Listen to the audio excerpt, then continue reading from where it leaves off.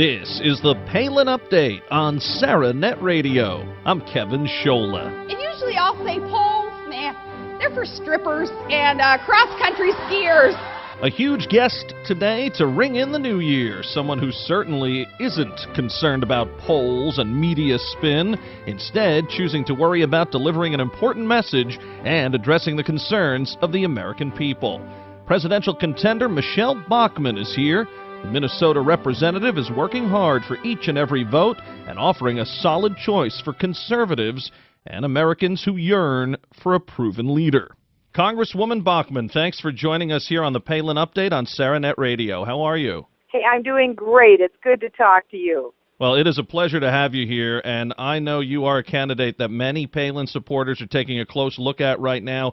Governor Palin has endorsed you in the past in your Minnesota races, and you've been featured on the Sarah PAC site. So can you tell us a little bit how you do appeal to Palin supporters? Well, I have great respect for Governor Palin. I think that she has been terribly underserved by the press. She has been castigated by the press unfairly, treated unfairly. And I think that she has been a very strong role model for women. She's been a strong Tea Partier. She's strong on fiscal issues, social issues, and she stands up for our country and national security. And for my experience that I have had as well, I'm 55 years old. I've spent 50 years in the real world. I came from a family of very modest means, and we went on hard times and went to below poverty. I had to, by God's grace, earn my way out of poverty. I put myself through college, through law school, through a postdoctorate program in tax law. I worked for years as a federal tax lawyer. I met my husband. We've been married for 33 years. We started a successful company. We employ scores of people. We started from scratch. We had nothing as a couple. We've raised 5 great biological children. We've also raised 23 foster children in our home. I've started, my husband and I together with other couples started the first K-12 charter school in the United States for at-risk children. And I've been a state senator. I led an education reform movement in Minnesota that was successful. I helped lead the effort to put the constitutional amendment to define marriage as one man, one woman on our state ballot. And I also led 40,000 Americans to Washington to oppose Obamacare. For 5 years, I've been in the crucible of Washington, D.C.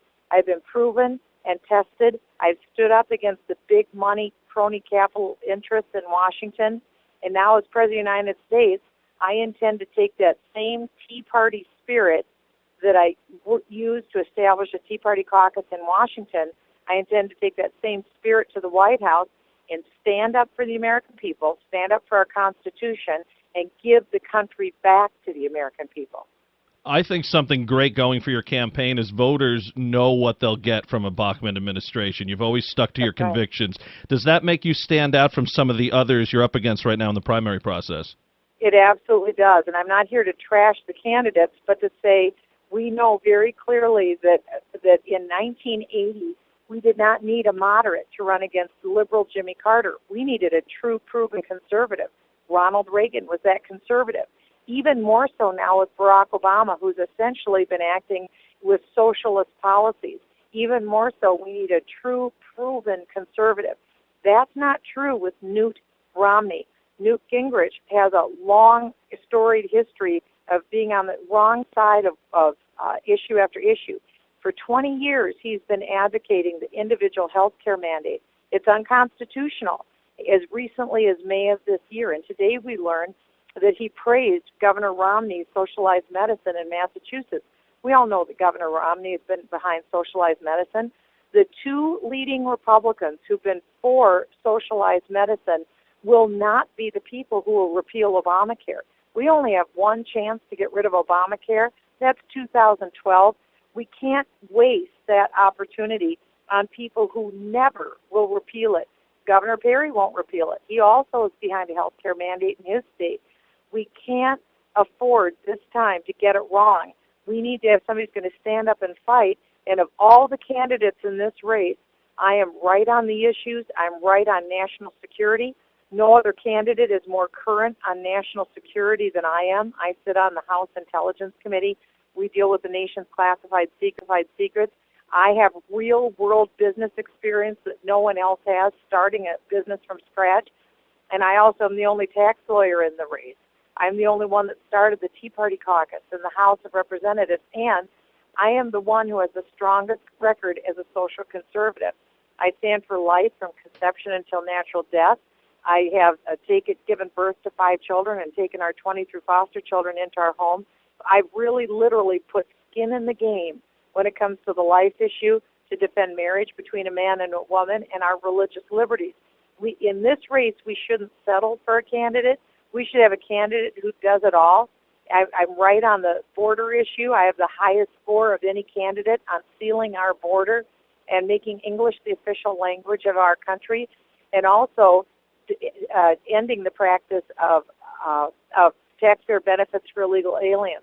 I also have been working for 4 years on legalizing American energy production and creating millions of high-paying jobs. On issue after issue, I represent the basic values of the United States. I am a Christian. I came to Christ when I was 16. I'm not ashamed of my faith. And we need somebody who's going to be a fighter. And I've proven that for the last 5 years in Washington. I fight, and I don't cave to the crony capitalists. I think you just touched on the pro-life issue, Congresswoman. I was going to hit on that, and you certainly are someone who believes you're the best choice for pro-life voters. And a lot of people point to you when it comes to social issues and values for good reason. You've been consistently a conservative, pro-Constitution, pro-family, but you are no slouch when it comes to fiscal matters. Quite the contrary. You have an impressive background, like you mentioned, when it comes to matters like taxes. Can you talk a little bit more about, as president, what you do to get this economy strong again? I will. You need look no further than the tax code. It's 3.8 million words of crony capitalism. I will abolish the United States tax code. It will be gone. And instead, I'm going to lower the rates on businesses to some of the lowest in the industrialized world. And I have 3 principles for the tax code. One is people who are wealthy need to pay at least as much as people who are middle and lower income people. Also, I believe that everyone needs to be treated equally under the tax code. That doesn't happen today. And only 53% of Americans pay any federal income taxes at all. That's wrong. We all benefit from this magnificent country. Everybody needs to pay something, even if it's $10 a year. If they're people who are of very, very modest means, everybody has to pay something, because it creates a mentality that all of these things are for free. Well, they aren't. And so we all need to participate. So that's what I'm going to do, have a pro-growth tax code, and I know how to do it. Plus, I'll repeal Obamacare, I'll repeal Dodd-Frank, and those also will help to grow the economy. This is the Palin Update on Serenet Radio. I'm Kevin Scholla, joined today by Minnesota Representative and GOP presidential hopeful Michele Bachmann.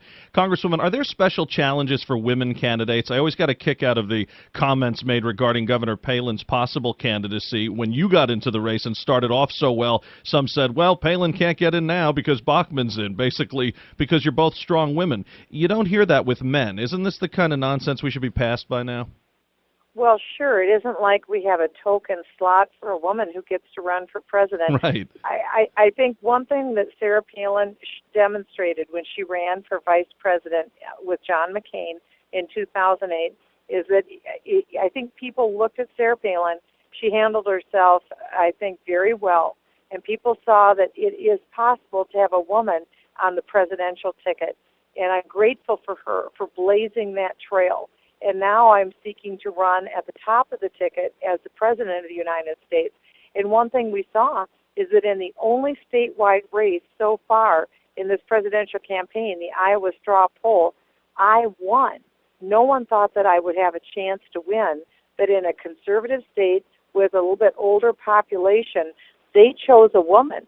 That shows that a woman can win, and I believe that a woman is even more likely to win, because I believe it would be a historic candidacy, and people, I think, want to be a part of something like that. Plus, just like in 1980, Britain needed a strong woman to come in and straighten up Britain, and I want to be America's Margaret Thatcher. I think in 2012, America needs a Margaret Thatcher. I want to be that Margaret Thatcher and be the iron lady that the United States needs to get our country back on track. You look at all these scandals in D.C., it's almost always men involved. Governors in hot water right now, men. We've had 44 men in the Oval Office. There might be something to the thought that a woman's touch may be needed. Just something to think about. Finally, you've handled this White House bid, Congresswoman, with grace, especially when being met with some cheap shots from the media and others. You continue undeterred and you stay on message. Have you enjoyed meeting Americans and hearing their concerns? I know you've been really busy on your seemingly nonstop tour lately. I have been. We're on a 99-county tour all across Iowa. We're over 80 counties in a little over 7 days of traveling, and we have enjoyed every minute of it. I think this is exactly what a presidential candidate should do. Get out and meet with real people who come out to drugstores and people's living rooms and gas stations and pizza ranches. It's really important to meet the people and talk to the people, and that's what I've been able to do. More than any other candidate in this race, I've actually been with more people, meeting them where they're at. I'm thrilled that we've made this decision. It's taxing. We make 10 different stops a day to meet with people in 10 different counties, but it's worth it because, after all, we are running to be the President of the United States, and the next president needs to know that they have the confidence of the people, they have the ear of the people, and my entire goal is to give the country back to the people. And through all that, you even found time to call me, so thank you so much. Hey, you're welcome. It's been a thrill. I've appreciated it, and I really appreciate all your listeners, too. Congresswoman Michele Bachmann, we appreciate your time today and your efforts in this race. Happy New Year to you and your family, and we wish you the best. Kevin, Happy New Year to you, your family, your listeners. God bless you all. God bless the United States. He has not given up on America, and it's time for America to bless God. Thank you. Thank you. Bye-bye. Bye-bye. Congresswoman Michele Bachmann crisscrossing all over Iowa, reaching out to voters. Certainly someone to watch closely as this race for the GOP nomination unfolds. The race has become an interesting one, with Romney and Gingrich battling for the establishment nod, Paul running his libertarian campaign, and Bachmann, Santorum, and Perry duking it out to be that conservative alternative, the anti-Romney, if you will, or perhaps, as Bachmann put it, the anti-Newt Romney. Lots of questions to be answered, including what kind of role will Governor Palin play in all of this? Hang on tight.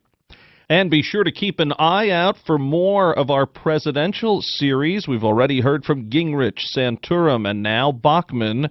We'll hear from more hopefuls as this race continues to unfold right here on SaraNet Radio. Well, that'll just about do it for this edition of the Palin Update on SaraNet Radio. Be sure to visit saranetradio.net for continuing coverage of Governor Palin.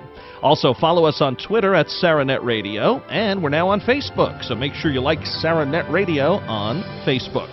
I want to thank everyone here at SaraNet Radio. Thanks to our friend Congresswoman Michele Bachmann. And thank you for listening today. Please be sure to join us next time for another edition of the Palin Update.